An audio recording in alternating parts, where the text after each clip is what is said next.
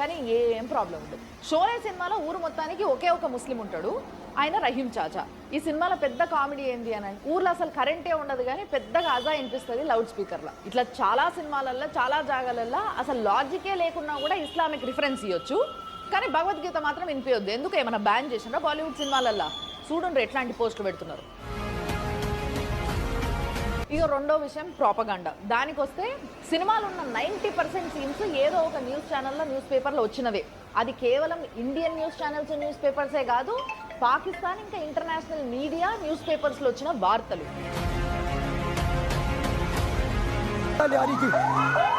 कुछ पता नहीं चलता, दोनों तरफ से फर्क का तबादला होता है.